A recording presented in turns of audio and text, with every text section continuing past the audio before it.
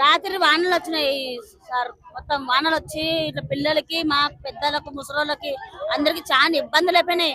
మొత్తం చెట్లు మొత్తం ఎండ్ల మీద పడ్డాయి. రేకులు తప్పుకున్నాం కదా, ఆ రేకులు ఎరిగిపోయి కింద పడ్డాయి. మాకు కింద పడినందుకు రాత్రి అంతా మెలుకుతున్నాము, నైట్ మొత్తం. ఇప్పుడు ఇప్పుడు వండుకున్నాము. ఇప్పుడు వండుకున్నాము, అన్నం లేదు, ఏం లేదు మాకు. ఆ ఆ, భయం అవుతుంది. మళ్ళీ చెట్లు ఏమైనా ఎరిగి పడతాయి, మళ్ళీ ఏమైనా పడతాయేమో, మా ప్రాణం ముప్పేమో అని అట్లే ఉన్నాం, బయట ఉన్నాం నైట్ మొత్తము. ఇప్పుడు వండుకున్నాం మేము. అవి పండుకుంటే అంతా మీటింగ్ పెడతాం, ఇట్లయితే కాదు అని చెప్పి రోజు సార్ ఇప్పుడు నిన్న మొన్న మొత్తం తిరుగుతున్నాం. Collector office, MR office. చిన్న చిన్న వర్షాలు ఎప్పుడు కాదు, ఇప్పుడే ఇట్లా అయింది. ఇంత ముందు అయింది ఒక లెక్క, ఇప్పుడైంది ఇంకా ఘోరంగా అయిపోయింది.